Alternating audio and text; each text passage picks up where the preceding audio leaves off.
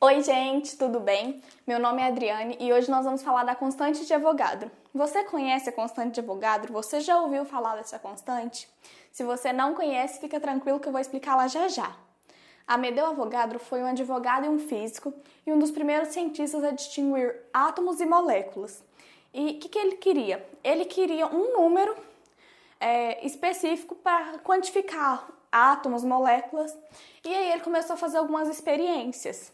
E nas experiências dele, ele sempre chegava ao mesmo valor. Então, qual foi esse valor? Ele sempre chegava no valor de 6,02 vezes 10 a 23. Mas o que significa esse valor? Esse valor é o número de átomos presentes em 1 mol de substância. Mas espera aí, o que é mol? Mol é uma unidade de medida do Sistema Internacional e ele quantifica coisas. Podemos fazer a comparação ao seguinte: o mol como dúzia e a constante de Avogadro como 12. Eles podem simbolizar uma mesma coisa, visto que estão relacionados. Então, o que Amedeo propôs? Ele propôs uma relação de proporção entre a massa molar, o mol e a constante de Avogadro, que é esse valor aqui, 6,02 vezes 10 a 23. Mas qual que é essa massa molar? Vamos voltar um pouquinho lá na tabela periódica. Na tabela periódica nós temos os elementos e cada elemento tem um número atômico, o símbolo, o nome e a massa atômica. Essa massa atômica aqui vai ser importante para a gente nesse momento. Por quê? Numericamente falando, a massa molar é igual à massa atômica. Como assim? Eu trouxe o exemplo do oxigênio. O oxigênio ele tem um número atômico 8, mas a massa atômica ela é 16. Na verdade é 15,999, mas a gente arredonda para facilitar nos cálculos e para facilitar o entendimento. Então, aqui vai ficar 16. Então, se a massa atômica é 16, quantos gramas de oxigênio eu vou ter em 1 mol desse elemento? Eu vou ter 16 gramas. Então, a massa molar ela vai ser relacionada com a massa atômica do elemento. E no caso de moléculas, a massa molar vai ser a soma da massa atômica de todos os elementos da molécula. Vamos preencher juntos essa tabelinha, que eu acho que vai facilitar a visualização e entendimento. Eu vou fazer a equação de formação da água. Então, se o produto que eu quero é a água, eu vou pôr ela aqui no cantinho. Mas do que eu preciso para formar a água? Eu preciso do oxigênio e preciso do hidrogênio. Na natureza, você não vai encontrar o hidrogênio sozinho e o oxigênio sozinho. Eles normalmente vão estar em forma de gás. E um gás são 2 moléculas, 2 átomos de hidrogênio ligados. Então, hidrogênio com hidrogênio vai formar o gás hidrogênio, oxigênio com oxigênio vai formar o gás oxigênio, e juntando os dois, a gente vai formar a molécula de água. Mas podemos perceber que aqui a nossa reação não está balanceada. Por quê? Do lado de cá, eu tenho um oxigênio. E do lado de cá, eu tenho 2 oxigênios. O que eu posso fazer para mudar isso? Eu posso colocar um 2 aqui na frente. Mas sabemos que cada molécula de oxigênio precisa de 2 moléculas de hidrogênio. E aqui, uma molécula vai reagir com os 2 hidrogênios. Então, também precisamos colocar um 2 do lado de cá. A minha reação está balanceada.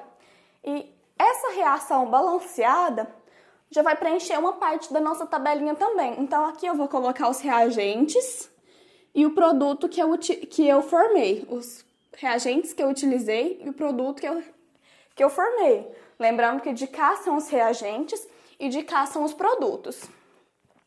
Então, o número de mol é esse número que antecede a molécula.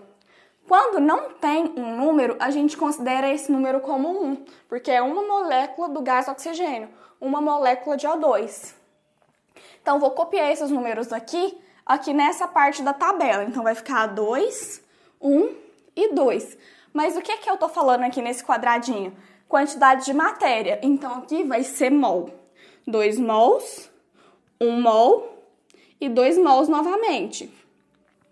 Porque as substâncias reagem de maneira a formar outras substâncias numa proporção específica. Então, aqui eu vou precisar de 2 moléculas do gás hidrogênio, 2 moléculas do gás oxigênio, para eu formar 2 moléculas do gás hidrogênio, 1 molécula do gás oxigênio e para formar 2 moléculas de água. Então, 2 mols do gás hidrogênio, 1 mol do gás oxigênio para 2 mols da molécula de água, 2 mols de água, no caso, né? E dentro desses mols, quantas moléculas eu tenho? Então, o que a gente vai fazer? A gente vai copiar esse número aqui, do número de mols, e multiplicar ele pela constante de Avogadro. Qual que é a constante de Avogadro? A constante de Avogadro é 6,02 vezes 10 a 23. Então, vamos lá. Aqui, eu vou ter 2 vezes a constante de Avogadro. O número de moléculas vai ser 2 vezes 6,02 vezes 10 a 23. No caso do oxigênio, o número de moléculas vai ser exatamente 6,02 vezes 10 a 23. E aqui, no caso da água, vai ser 2 vezes 6,02 vezes 10 a 23 de novo. Por quê? A quantidade de moléculas é relacionada com a constante de Avogadro. Mas por que usar moléculas e não a constante de Avogadro? É muito difícil trabalhar com um número grande. É mais fácil trabalhar com um número pequeno. Por exemplo, voltando lá no exemplo da dúzia e do 12. É mais fácil falar uma dúzia do que falar que é 12. Porque se você tiver 240, por exemplo, é mais fácil falar que é 20 dúzias. Então, o mesmo serve aqui. Por quê? É mais fácil falar que você tem 1 mol do que toda vez você tem que falar que você tem 6,02 vezes 10 a 23. Então, é assim, para facilitar. E aqui embaixo, o último quadradinho da nossa tabela, eu trouxe a massa molar. Como eu disse, vai ser referente à massa atômica ou à soma das massas atômicas dos elementos da molécula. No caso aqui do H2, eu tenho 2 moléculas de hidrogênio, mas como aqui está multiplicado por 2, eu vou ter 4 moléculas de hidrogênio. Nós sabemos que a massa atômica do hidrogênio é 1, então 2 vezes 2, 4. Então aqui a massa atômica vai ser 4 gramas por mol. É a massa molar do gás hidrogênio nessa reação. E a massa molar do gás oxigênio nessa reação?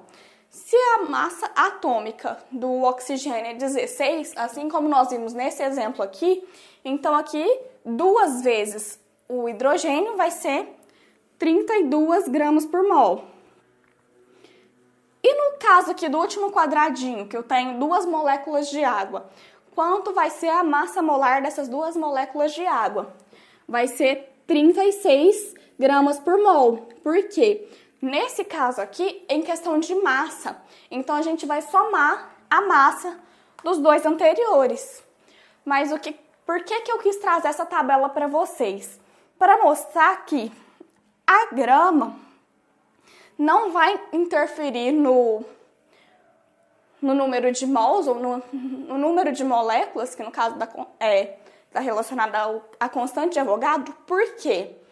Vai ser relacionado com o elemento. Cada elemento vai ter a sua massa molar, que representa 1 mol.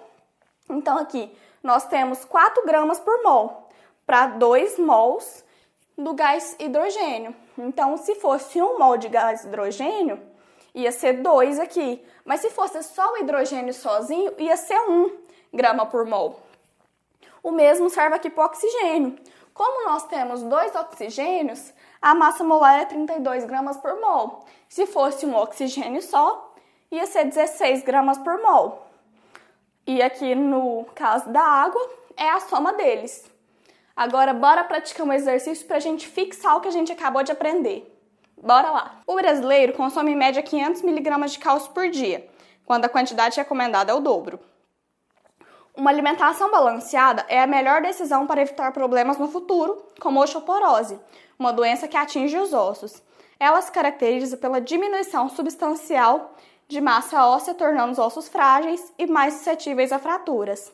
Considerando-se o valor de 6 vezes 10 a 23, mol menos 1, para a constante de Avogadro, e a massa molar do cálcio igual a 40 gramas por mol, qual a quantidade mínima diária de átomos de cálcio a ser ingerida para que a pessoa supra a sua necessidade diária? Com esses dados, como a gente vai resolver o nosso probleminha?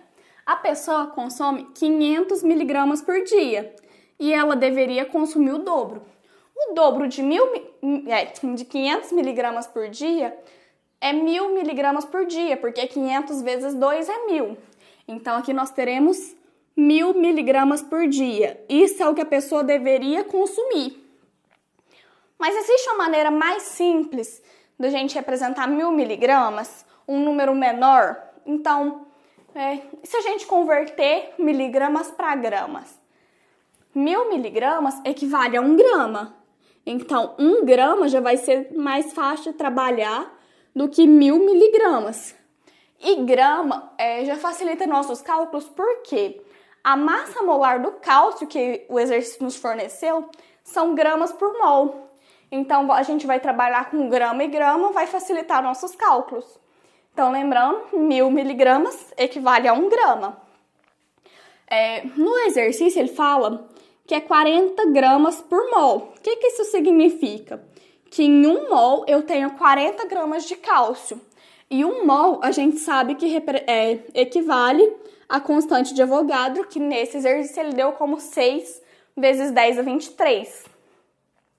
Ok, 40 gramas por mol, 40 gramas para 1 mol. 1 mol, 6 vezes 10 a 23, mol menos 1, que é a unidade que ele deu para a gente no exercício.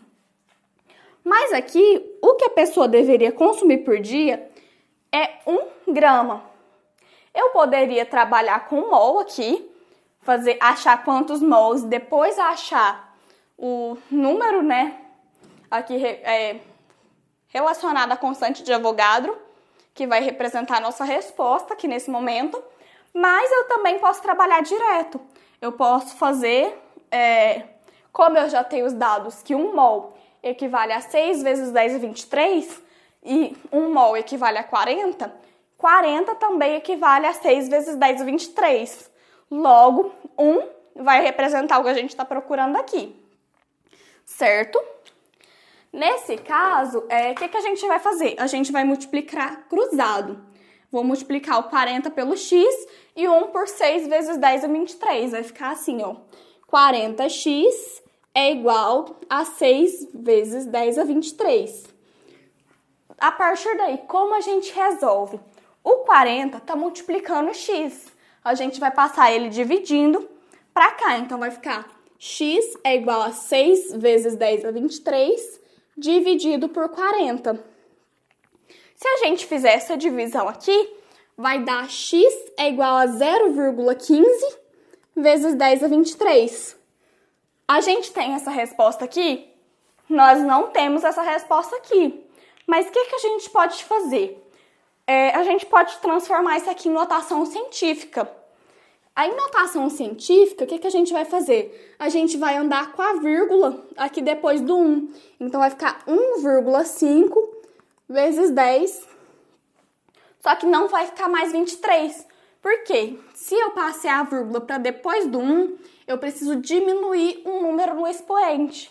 Se o 1 tivesse de cá e eu tivesse passando a vírgula para antes do 1, se a vírgula tivesse aqui e eu fosse passar para cá, eu teria que aumentar um número no expoente. Mas como a vírgula tá de cá e eu quero passar para de cá, vai para ficar 1,5, eu vou diminuir 1 no expoente. Então, 23 menos 1, 22. E aqui, a nossa resposta vai ser a letra B. 1,5 vezes 10 a 22, mol menos 1.